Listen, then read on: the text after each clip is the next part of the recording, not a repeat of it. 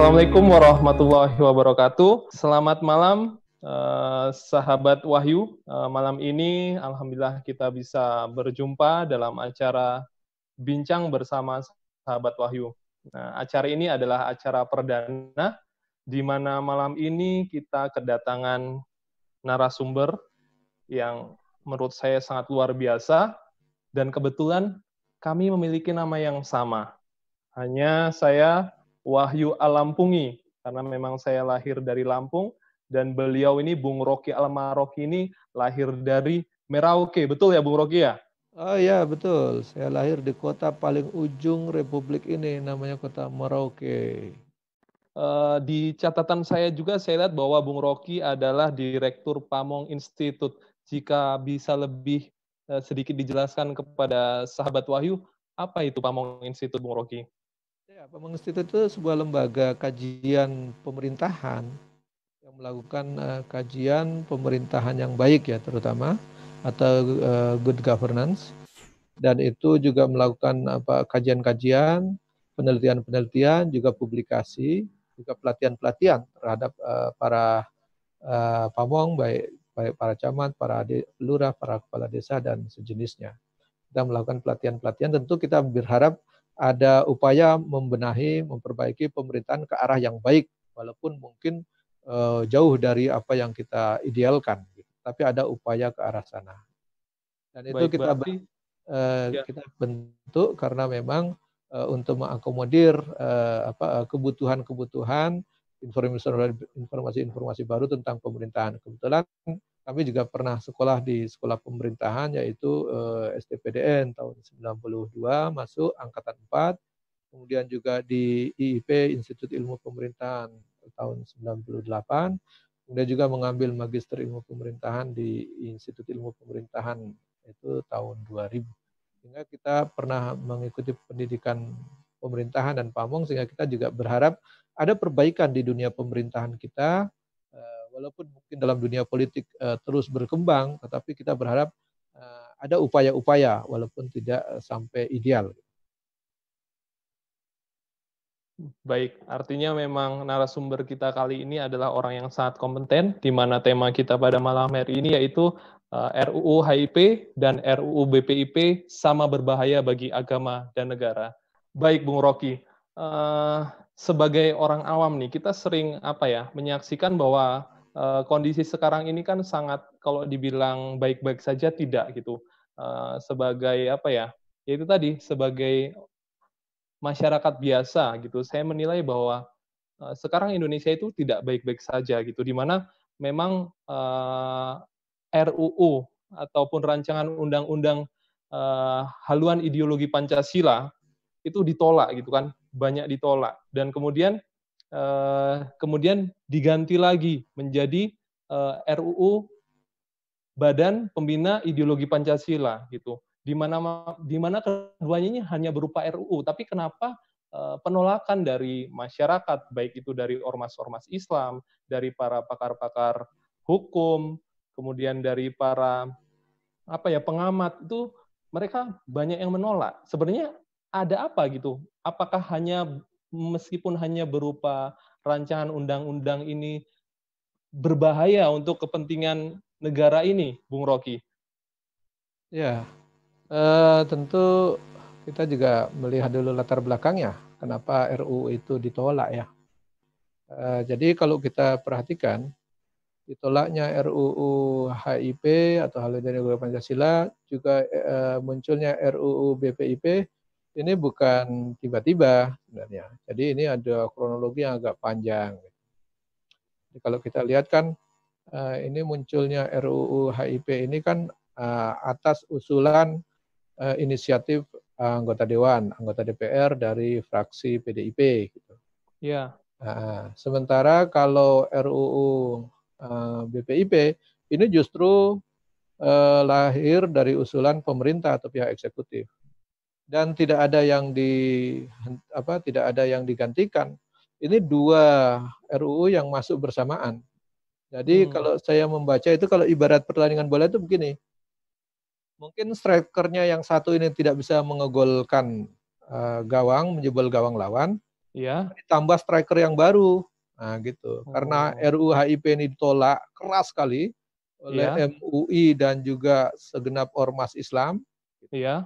Ormas Islam besar, Muhammadiyah, NU, semualah segenap ormas Islam yang tergabung dalam MUI. Bahkan kalau dikisahkan itu MUI itu sampai rapat dengan 34 pengurus provinsi yang Hmm. menolak RUU itu, gitu. Sehingga sangat keras.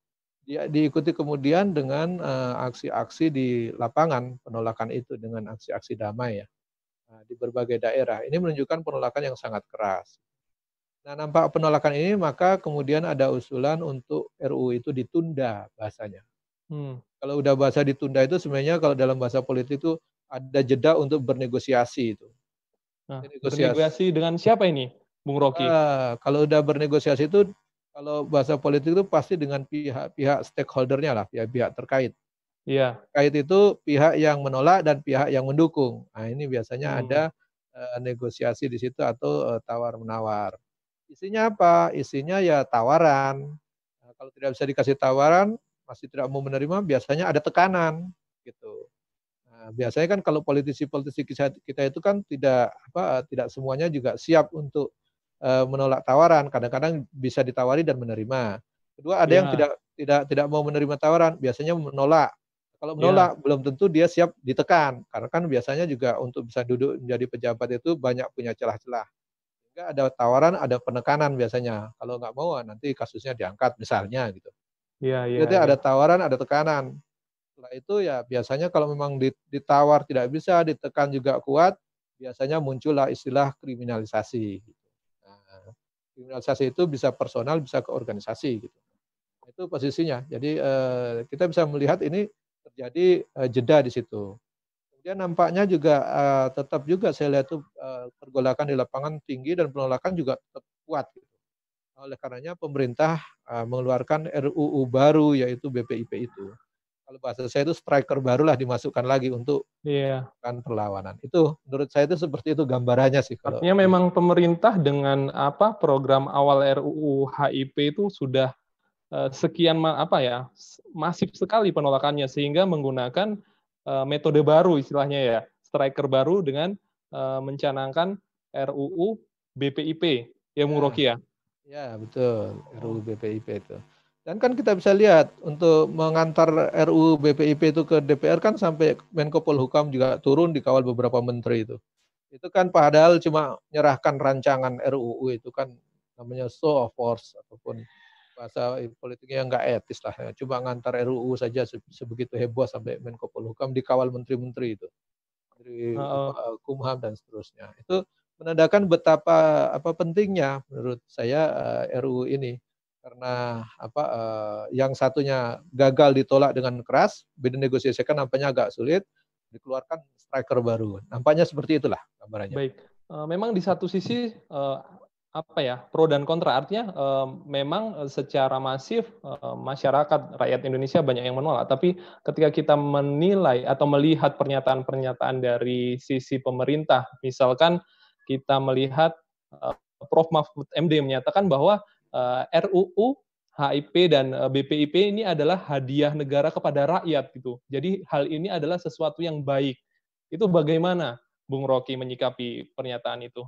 Ya kalau hadiah itu tentu kalau didefinisikan tuh pemberian yang ditujukan untuk memuliakan orang yang menerima gitu. Nah, Iya, kalau kalau rakyat tuh merasa mulia ketika dihadiah itu mungkin betul lah hadiah namanya. Tapi kalau jadi makin benci berarti kan bukan hadiah namanya itu gitu. Jadi ini juga harus dipahami. Tanya dulu ke rakyat. Tanya rakyat itu mudah saja. Bisa dites dengan perwakilan-perwakilannya di ormas-ormasnya itu yang grassroots. Nah, juga iya, atau bisa dengan polling di jajak pendapat di sosialnya gitu kan tuh bisa dilihat. Apakah rakyat itu senang dengan hadiah itu misalnya gitu. Dan apakah pantas yang namanya RUU itu dijadi hadiah gitu. Nah, itu juga perlu di teks lagi terminologinya. Masa menghadiahi rakyat dengan RUU gitu.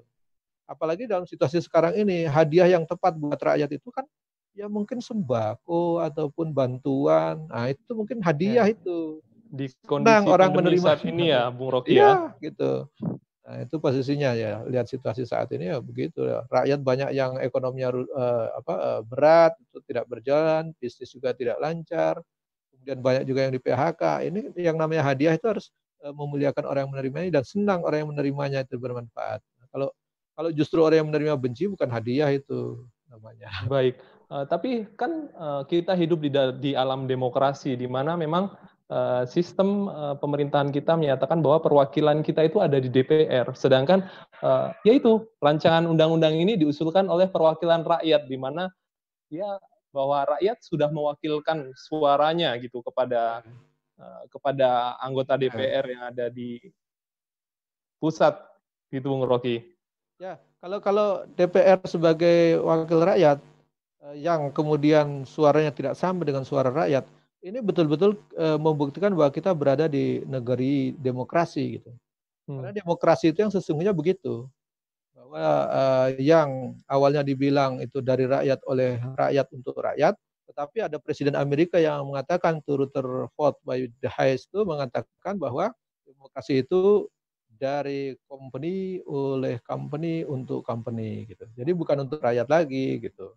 Ini Artinya dari disampaikan perusahaan ke perusahaan ya untuk kalau bahasa dia kan company itu para pemilik modal sebenarnya itu. Kalau bahasa para kita sekarang kapitalis. ya para kapitalis atau bahasa sekarang itu sebenarnya lebih tepat oligarki lah. Itu mereka orang-orang sedikit tetapi punya kekuasaan dan kekayaan yang kuat sehingga membuat kebijakan yang untuk menguntungkan mereka bukan untuk rakyat.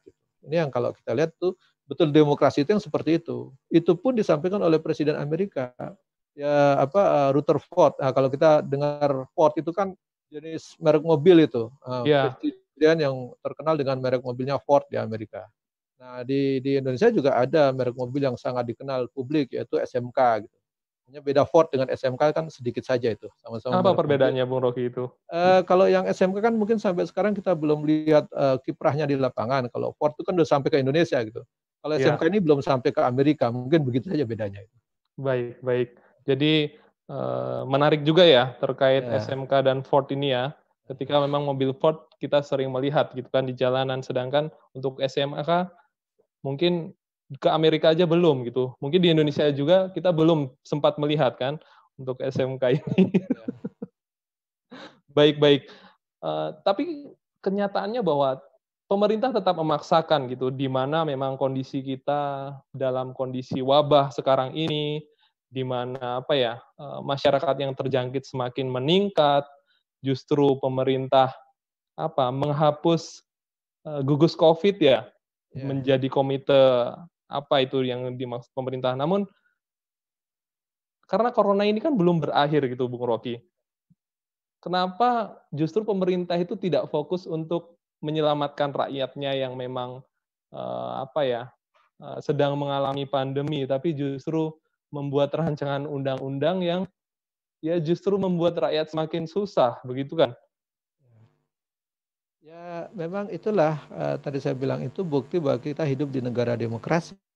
Bahwa apa yang dikehendaki rakyat itu tentu tidak sama dengan apa yang dikehendaki oleh para pengambil keputusan atau para penguasa.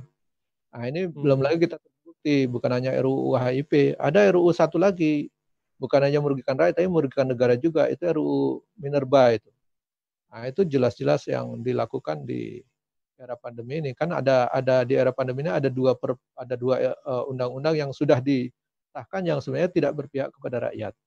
Misalnya undang-undang tentang COVID sendiri itu dari Perpu 1 2020 kemudian Ya, disahkan Undang-Undang 2 2020 itu tentang penanganannya COVID.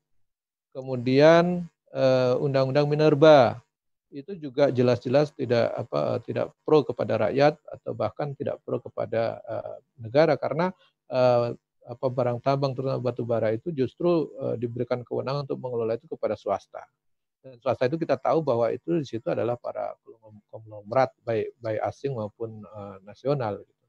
Nah, ini menunjukkan bahwa memang kita berada di negara demokrasi. Saya bilang negara demokrasi itu memang yang menjadi penguasa atau pemilik kewenangan itu adalah orang-orang yang punya kekuasaan dua hal. Kalau menurut Prof. Jeffrey Winters itu oligarki itu karena dua hal dimiliki.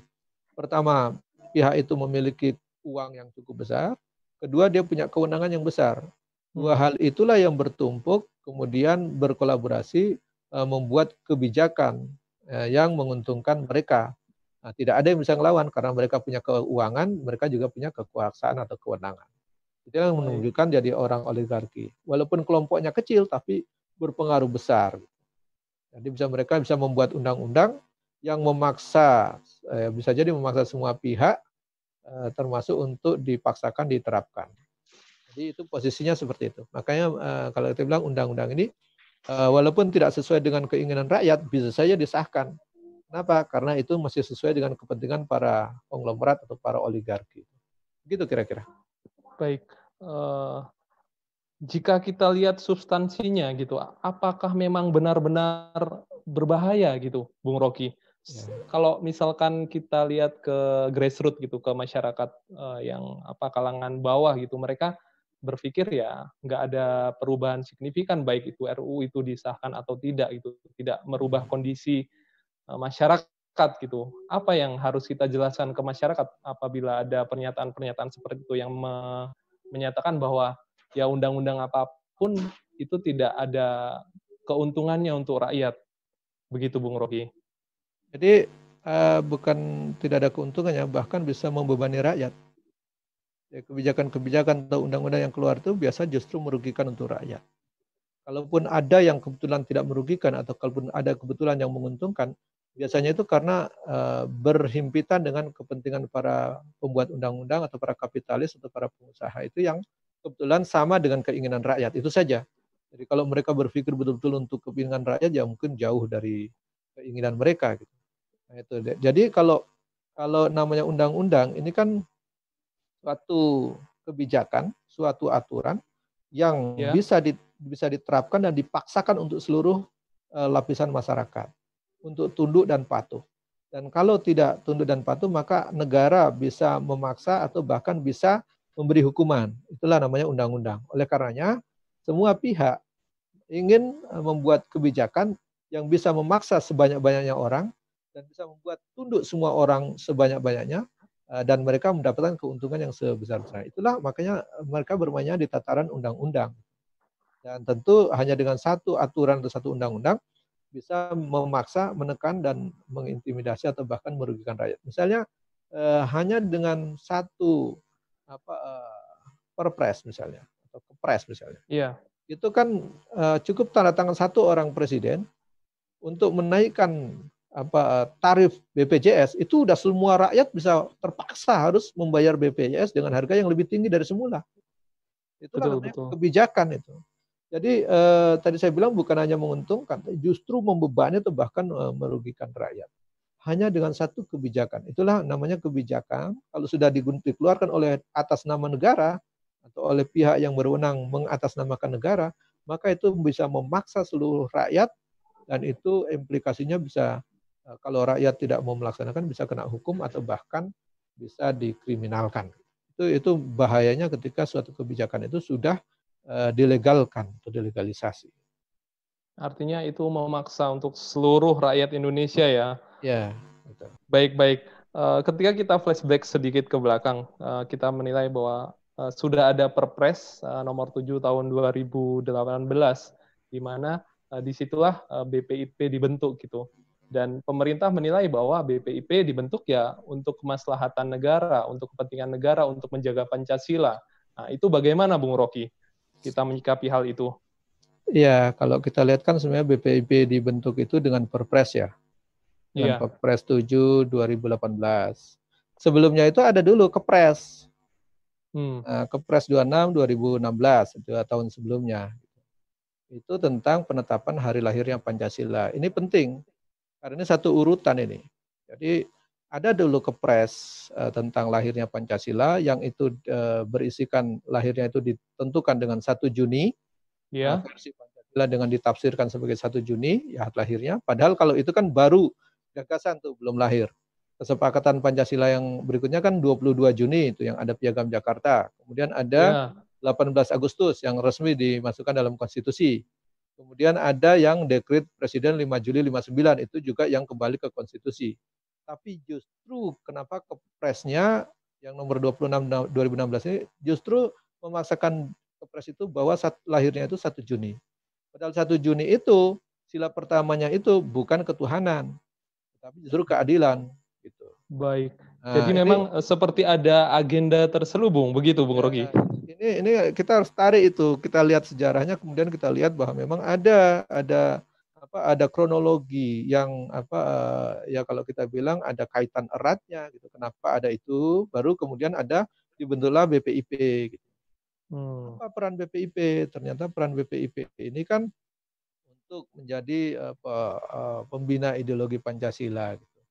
Sehingga Ya, orang yang di situ kan kalau kita bilang orang pembina gitu kan kita harusnya mencari orang yang paling Pancasilais itu seperti apa gitu, yang layak dicontoh, jadi teladan kan gitu. ya betul. Kalau umat Islam itu kalau ditanya siapa sih teladannya kan gampang tuh nyebutnya. Nabi Muhammad Shallallahu Alaihi Wasallam sebagai suri teladan kan itu mudah. Iya, Kalau kita tanya siapa sih sosok atau orang yang bisa dijadikan teladan sebagai orang yang sangat Pancasilais yang bisa dijadikan contoh teladan. Nah, coba cari sosoknya kalau ada. Ini kan jadi sulit gitu. Nah, iya BPIP betul. ini dianggap sebagai badan yang membina itu. Dianggap orang yang paling hebat gitu. Yang paling hebat terhadap pelaksanaan Pancasila. Itulah 2 tahun setelah hari lahirnya Pancasila dengan kepres itu kemudian. Nah, ternyata kalau kita lihat ini setelah BPIP ini kita lihat lagi ada Undang-Undang 11 2019. Artinya setahun kemudian itu ada Undang-Undang Sistem Nasional Ilmu Pengetahuan dan Teknologi. Ini masih nyambung dengan lahirnya BPIP itu. Dan kemudian baru tahun 2000 ini muncul RUU HIP yang nyambung juga dengan Undang-Undang 11 2019. Nah, isinya sama, mencoba untuk mensekulerkan atau meminggirkan peran agama dalam konteks kehidupan bernegara. Itu kalau kita lihat pasal-pasalnya nanti kita bisa bedah sendiri itu pasal-pasal mana saja yang terkait dengan itu. Namun saya ingin menggarisbawahi kenapa ada BPIB ini. Ini sebenarnya Ya, sejalan dengan visi dari sebuah partai, terutama partai PDIP. Kalau kita lihat di pasal 10 huruf G anggaran dasarnya PDIP itu jelas-jelas disebutkan di sana bahwa tugas partai itu adalah mempengaruhi dan mengawasi jalannya penyelenggaraan negara agar senantiasa berdasarkan pada ideologi Pancasila 1 Juni 45. Nah, gitu. Jadi artinya memang di dalam draft itu, di dalam apa, dalam anggaran dasar ang Partai PDIP itu ada Pancasila 1 Juni ini, sehingga wajar kalau kita bisa kaitkan bahwa kenapa ada Kepres gitu 26 2016 tentang hari lahir yang Pancasila itu disuruh 1 Juni gitu. Padahal secara logika itu kan seharusnya ke 18 Agustus itu kalau mau dibilang kembali Pancasila yang sesuai dengan konstitusi harusnya kan ke sana. Kenapa dia paksa ke sana? Ternyata ada kaitannya dengan anggaran dasar sebuah partai yaitu PDIP. Jadi kalau kita mau membedah lebih jauh bahwa memang ternyata ini RUU HIP, BPIP maupun dengan RUU HIP dan RUU BPIP ini semua ada kronologinya itu yang tentu kalau kita lihat memang ini ada benang merahnya. Gitu, Sir. baik, eee, ada satu kata tadi yang saya nukil dari Bung Rocky, bahwa RUU ini akan membawa negeri ini menjadi semakin sekuler. Apa maksud dari statement sekuler ini, Bung Rocky? Ya, kalau ini kan kita bisa melihat dari RUU HIP yang sudah kita lihat ditolak oleh publik dan dibahas oleh para pakar. Jadi kalau kita lihat pada pasal eh, 12 itu sangat jelas bahwa di situ ada ciri manusia Pancasila yang salah satunya adalah beriman dan bertakwa kepada Tuhan itu harus berdasarkan pada kemanusiaan yang adil dan beradab. Hmm, Jadi padahal kalau kita lihat selama ini orang itu mau beriman dan bertakwa itu kan harus dasarnya pada keimanan dan ketuhanan gitu. Bukan pada dasar kemanusiaan. Nah, ini jelas-jelas apa ada upaya kalau bahasa saya ya di pasal 12 ayat 3C ini bahasa saya itu mengamputasi otoritas Tuhan sebagai pencipta manusia dan pembuat aturan. Kenapa? Karena semua harus dimentahkan dengan istilah kemanusiaan yang adil dan beradab. Jadi aturan-aturan Tuhan itu harus tunduk pada keinginan dan kehendak manusia. Padahal sekarang saja sebelum ada RUU itu atau undang-undang itu belum disahkan, bagian besar aturan-aturan Tuhan dalam kitab suci itu juga sudah harus tunduk kepada keinginan manusia gitu. Misalnya saya kasih contoh misalnya, dalam sebuah kitab suci tentang Al-Quran itu mengatakan bahwa haram riba misalnya, atau dikategorikan pencuri wajib dipotong tangannya misalnya. Itu tidak bisa diterapkan sebelum ada izin dari manusia yang ada di DPR gitu, untuk mengesahkan atau memberikan izin undang-undang konstitusi itu, undang-undang dalam kitab suci itu bisa diterapkan. Jadi ini menunjukkan bahwa ada sekulerisme dan ada upaya untuk meminggirkan peran agama, bahkan untuk mengamputasi kewenangan Tuhan dalam membuat aturan dan menetapkan aturan. Jadi inilah yang saya katakan semakin mensekulerkan. Belum lagi kalau kita lihat pasal-pasal lainnya itu agak berbahaya. Misalnya kalau di pasal 7 itu kan jelas ya, pasal 7 ayat 3-nya itu ingin mengganti atau memeras itu bahasanya, memeras Pancasila dari 5 sila menjadi trisila, bahkan menjadi ekasila yang intinya adalah gotong royong. Kalau gotong royong itu kita lihat ini kan ciri masyarakat komunal, atau bahasa sekarang yang mungkin ciri-ciri masyarakat komunis gitu, atau berbau komunis gitu. Nah ini makanya yang ada indikasi orang mengkaitkan bahwa ini RUU HIP ini kok berbau komunis, itu nampak gitu. Apalagi kalau kita lihat pasal 6 sebelumnya itu kan memposisikan tadi bahwa dikaitkan dengan 1 Juni itu bahwa posisi ketuhanan itu tidak di sila pertama. Pancasila 1 Juni itu kan yang pertama itu bukan ketuhanan tapi keadilan. Jadi, keadilan di sila pertama ya Bang Rocky ya. Ya, jadi ini yang menunjukkan bahwa memang ada upaya yang sistematis dan berupaya melegalkan lewat undang-undang. Artinya berarti ingin merubah Pancasila. Nah, begitu kuatnya penolakan publik sehingga setelah ditolak itulah yang tadi saya bilang dianggap tidak bisa goal undang-undang ini, maka dikasih striker baru berupa RUU BPIP minimal itu. Padahal saya berharap itu kan Presiden itu mengatakan akan menghapus atau membubarkan 18 lembaga negara yang tidak efisien itu. Iya.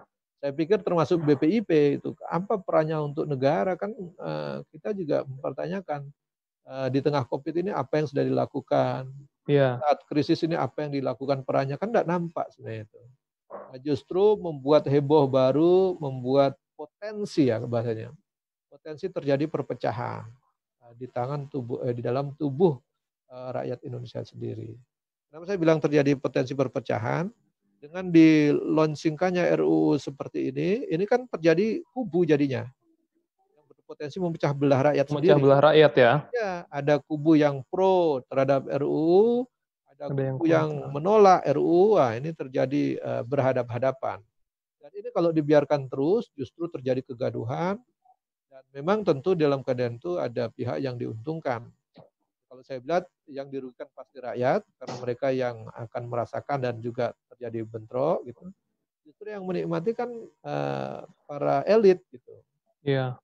Kan tidak ikut gaduh gitu, tidak ikut jadi korban kalau memang terjadi benturan di level rakyat gitu. Misalnya para ahli unjuk rasa berhadapan-hadapan, ini kan sesama rakyat Indonesia jadinya itu.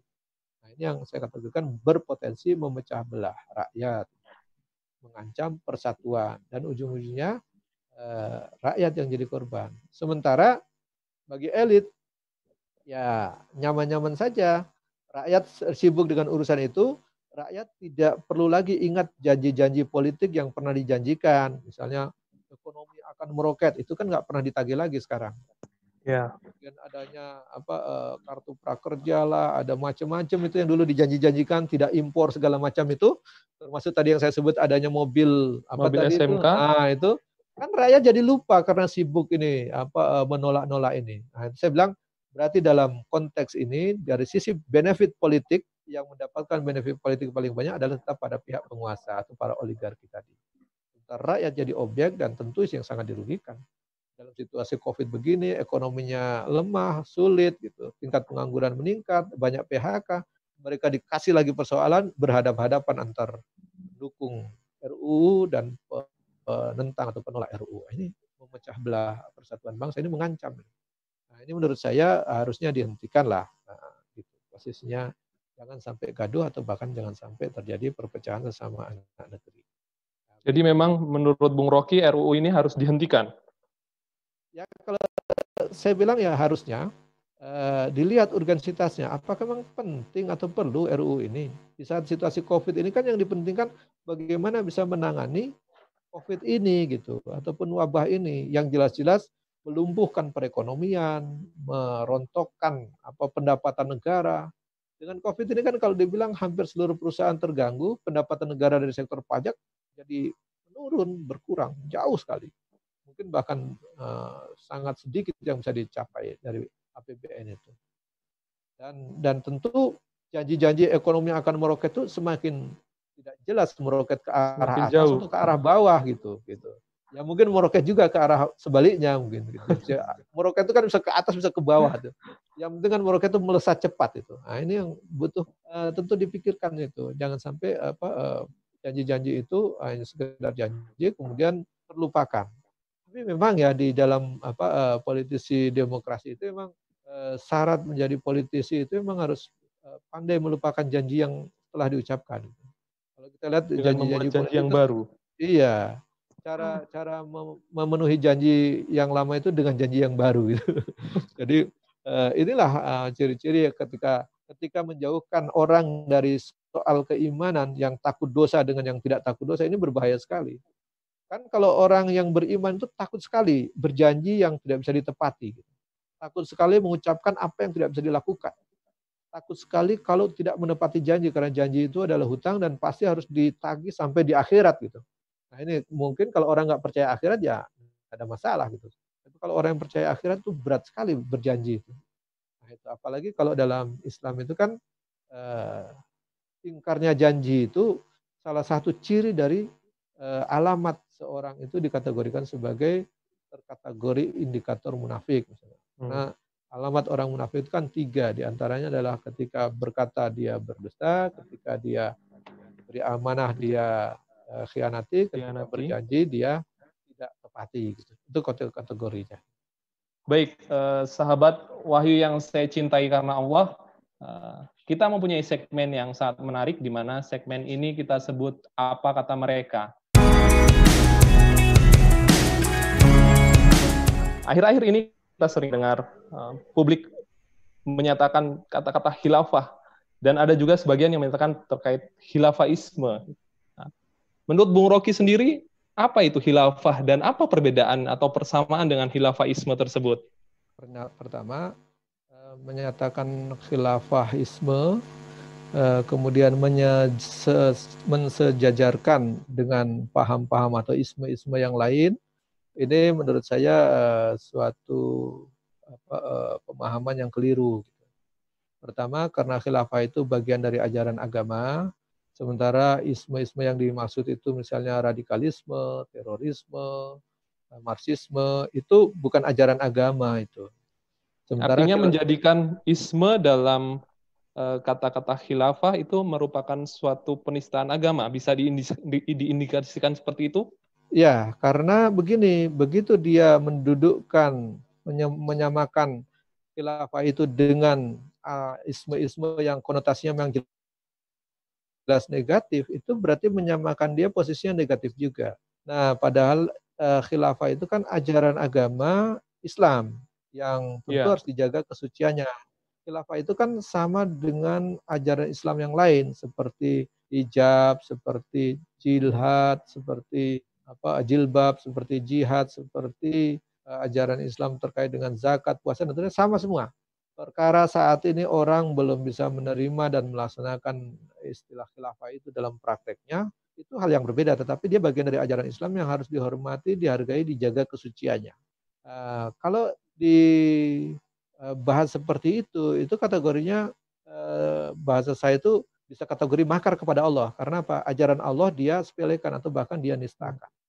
Sementara kalau dalam undang-undang dalam Republik ini ada juga diatur terkait dengan penistaan agama, yaitu pasal 165A itu dijelaskan bahwa memang bisa kategori ada penistaan di situ, terpenuhinya unsur termasuk menista ataupun merendahkan nilai dari sebagian ajaran agama yang ada. Jadi di pasal 165 itu sudah disebutkan bahwa sengaja orang itu menyatakan permusuhannya atau kebenciannya. Itu kan kalau kita lihat pernyataan itu nampak bencinya. Yeah. Itu kategori bisa sampai kepada penodaan ajaran agama.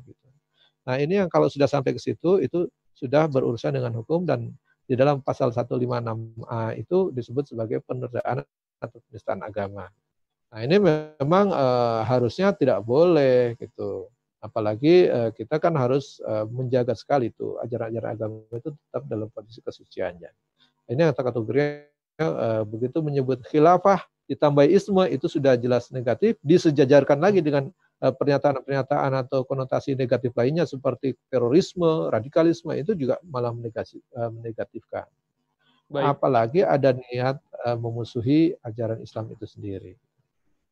Baik, artinya memang khilafah itu sendiri adalah bagian dari Islam, ajaran Islam, seperti layaknya sholat, zakat, menutup aurat, apalagi jihad, dan lain-lainnya gitu kan. Yeah. Dan artinya ajaran Islam ini dilindungi undang-undang ketika memang ada pihak-pihak yang menistakannya, begitu Bung Rocky? Oh iya, jadi kita kan sudah melihat tuh, dulu itu ada yang menista ayat Al-Quran, salah satu calon gubernur DKI, itu kan akhirnya diproses hukum, dan terbukti dia dihukum. Betul. Berarti terbukti menista, akhirnya dihukum penjara kan gitu. Walaupun nggak tahu lah dia di penjara di mana, saya nggak begitu mengikuti, tetapi jelas dia diputuskan oleh pengadilan dan di sidang dinyatakan bersalah dan terbukti melakukan penistaan. Dan itu tentu banyak yang menista. Seperti itu tentu dihukum gitu. Nah ini harusnya dijaga juga jangan sampai melakukan penistaan. Itu yang dikategorikan khilafah, itu bagian dari ajaran agama Islam. Dia juga warisan dari Nabi Muhammad SAW yang ketika Rasul wafat, kemudian khilafah itu dilanjutkan oleh atau diwariskan oleh khalifah-khalifah setelah Rasul wafat, yaitu Khalifah Abu Bakar, Khalifah Umar, Utsman, dan seterusnya.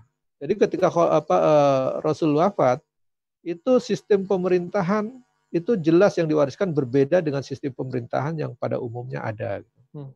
Jadi saat itu sudah ada sistem pemerintahan kerajaan, ada sistem pemerintahan kekaisaran, ada sistem pemerintahan demokrasi juga sudah ada. Jadi ketika Rasul wafat itu, sistem pemerintahan model-model itu sudah ada semua. Karena demokrasi itu lahir kan 500-an sebelum Masehi. Nah, ketika negara Madinah itu ada kan 622 Masehi. Jadi 1000 tahun lebih itu demokrasi sudah duluan. Seandainya sistem demokrasi itu adalah sistem yang terbaik, tentu Rasulullah SAW akan menerapkannya, kemudian mewariskannya dan mewajibkannya kepada umat Islam untuk menggunakannya. Tapi ketika Rasul mempraktekkan kan tidak sistem demokrasi, juga tidak sistem kerajaan. Tetapi ketika Rasul wafat, dilanjutkan oleh para khalifah. Khalifah Abu Bakar, Umar, Utsman, dan seterusnya. Bukan Presiden Umar. Kalau yang diwariskan sistem republik, tentu Khalifah Abu Bakar disebut presiden. Kalau yang diwariskan itu sistemnya sistem kerajaan, tentu Abu Bakar disebut Raja Abu Bakar. Kalau sistem kekaisaran, tentu Abu Bakar, khalifah itu disebut kaisar. Padahal sejarah mencatat dengan tegas bahwa setelah Rasul wafat, dilanjutkan oleh Khalifah Abu Bakar, Khalifah Umar, dan seterusnya. Artinya memang sangat jelas dan tegas sistem khilafah itu warisan Rasulullah SAW yang dilanjutkan oleh para khalifah setelah Rasul wafat. Jadi sistem pemerintahan Islam itu bagian dari ajaran Islam, dan di seluruh imam mazhab itu yang 4 besar itu memang mengakuinya, dan termasuk ada salah satu ulama di Indonesia yang kalau tadi dibilang dari Lampung yang menulis kitab fikih, Sulaiman Rasyid, ulama dari Lampung asli Indonesia. Itu dalam bab terakhirnya itu membahas khusus tentang khilafah. Khilafah itu artinya memang khilafah ini bukan sesuatu yang diada-adakan ya Bung Rocky ya? Oh iya, itu dari dulu dalam Bahkan dalam sejarah Nusantara, dalam sejarah negeri ini, khilafah itu sudah ada duluan. Makanya dalam kesultanan-kesultanan itu kan mereka berhubungan erat dengan kekhilafahan. Bahkan di Buton saya ada sempat menulis buku itu terkait dengan negeri Khalifatul Khamis. Itu di Buton itu kan dari sistem kerajaan kemudian berubah menjadi sistem kesultanan, bahkan dia mendapat gelar khusus dari kekhilafahan dengan sebutan negeri Khalifatul Khamis, dan Raja Buton berubah menjadi Sultan Buton dengan gelar Imuddin Khalifatul Khamis. Nah, ini bukti sejarah yang otentik. Kemudian undang-undangnya juga ada, undang-undang kesultanan itu disebut Martabat 7.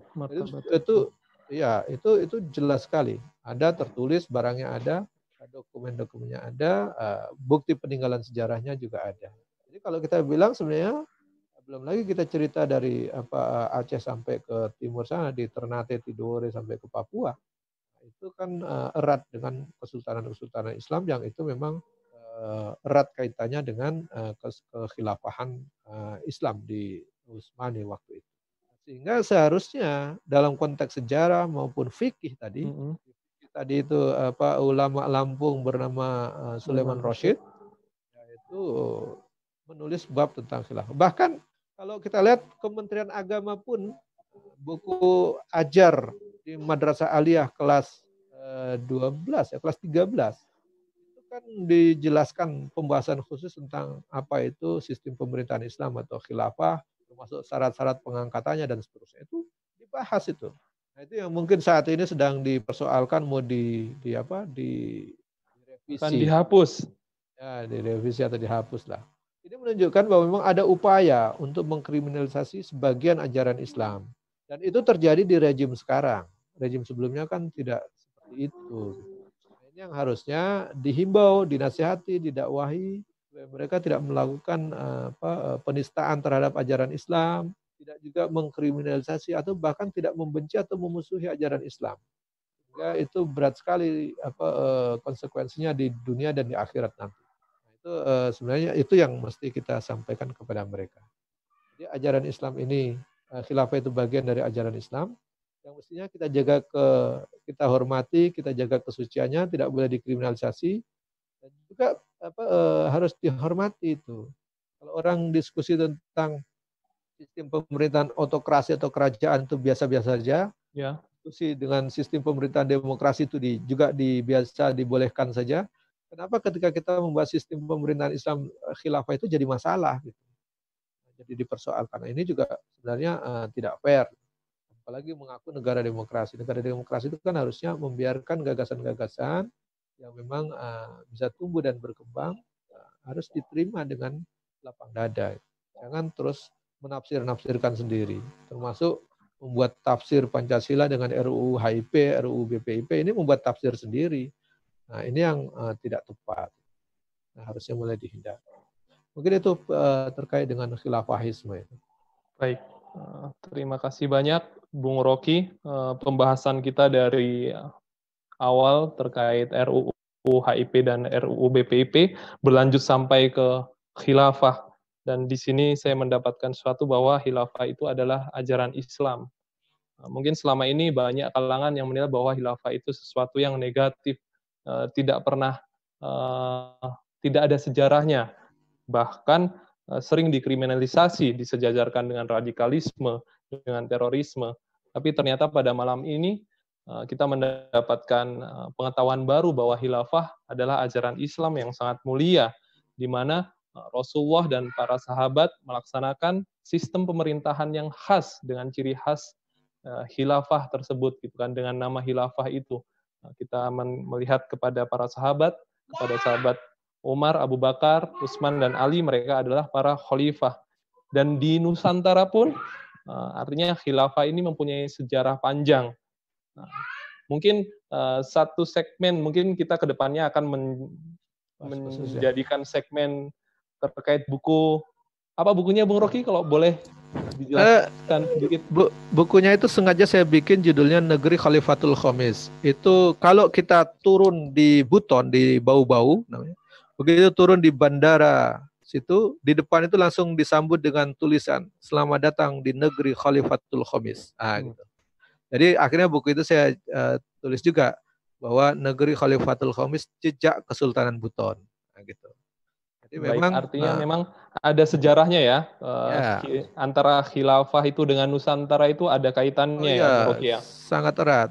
Dan itu buku itu diberikan pengantar oleh 5 bupati yang ada di sekitar Buton, di Sulawesi Tenggara Oh, itu. luar biasa. Juga satu wali kota, juga satu sultan, satu rektor, dan satu anggota DPD RI. Jadi memang pengantarnya saya minta kepada para pejabat itu, mereka memang mengklaim betul bahwa memang ini negeri Khalifatul Khamis. Jadi memang secara otentik betul-betul ada. Jadi tidak bisa dihindari bahwa memang itu bagian dari sejarah yang memang sudah menjadi bagian hidup mereka.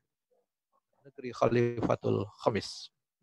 Baik, bincang bersama sahabat Wahyu, pada malam hari ini kita sudah sama-sama menyaksikan bersama bahwa memang negeri kita ini dalam kondisi yang tidak baik-baik saja gitu. Artinya memang kita adalah bagian dari masyarakat, bagian dari anak negeri yang ingin melakukan perubahan yang baik untuk Indonesia, maka acara ini dikemas untuk supaya agar sahabat Wahyu bisa bertukar pikiran. Baiklah, insya Allah acara ini akan kami laksanakan secara rutin, jadi jangan kemana-mana, tunggu pada episode berikutnya, ini karena ini masih acara perdana dan ini sangat luar biasa. Sekali lagi, saya ucapkan terima kasih kepada Bung Rocky, Alma Rocky, sudah berkenan hadir di acara Bincang Bersama Sahabat Wahyu. Saya ucapkan sekali lagi terima kasih banyak, Bung Rocky. Jazakallah khairan katsira. Baik, sahabat Wahyu, sepertinya kita sudah di penghujung acara. Untuk itu, apabila terdapat kesalahan-kesalahan dalam saya menjadi host acara ini, saya meminta maaf dan kepada Allah saya mohon ampun. Sampai berjumpa di Bincang Bersama Sahabat Wahyu berikutnya. Selamat malam. Assalamualaikum warahmatullahi wabarakatuh.